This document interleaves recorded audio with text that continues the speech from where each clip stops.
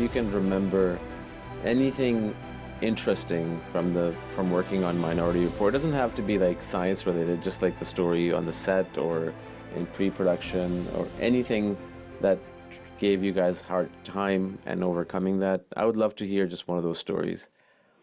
I mean, very much in the film. I mean, it's a interesting question because this isn't about the narrative. This is about production reality. So, but it also engages technology.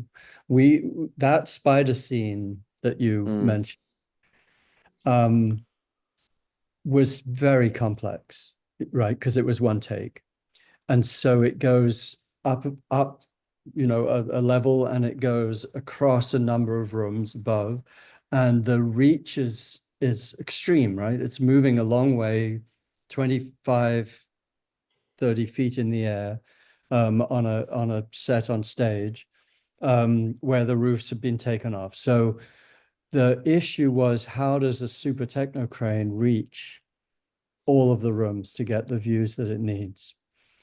We were in the very earliest stages of previs. Previs wasn't named at that point, I would mm, say. I mean, I was on the previs committee in 2004, where I think it was formalized. mm, Um, so in 2000, we knew that we could model architecture, and we knew we could model and animate film equipment. So we built that set, we built a super techno crane, um, and we had the key grip run it.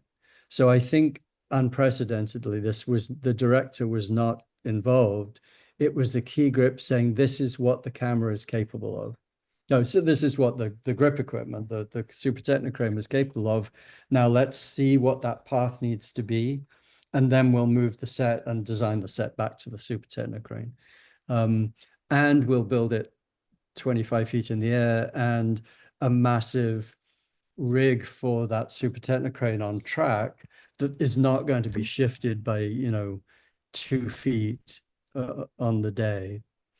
um, mm. and having worked that out and done very pragmatic previs for a very, not just so that the studio thinks that a movie's being made that's real or whatever.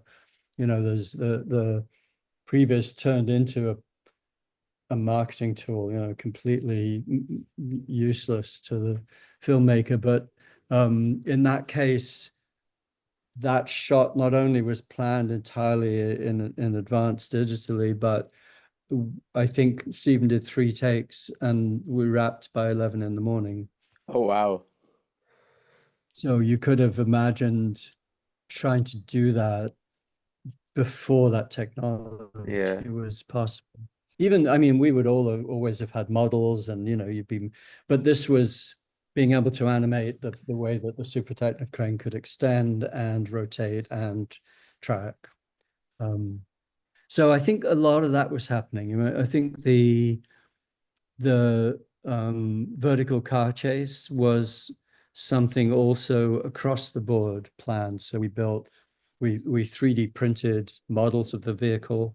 We 3D printed or CNC cut full scale model. We mapped all of that in previs. The whole scene with Tom Cruise was done frame by frame. That scene only existed because of that research we'd done and that design we'd developed out of the sort of notion of autonomous car. So the vertical car chase was fully formed 6 months before it was shot. Wow. Um, you can put previs next to the final footage frame by frame. It's pretty much an exact match. So that level of technology was really, kicking in, and that was reverberating through the art department because we were having to hire people who had the skills with the tools who had never been in an art department. So it flipped the kind of production model upside down, I would say.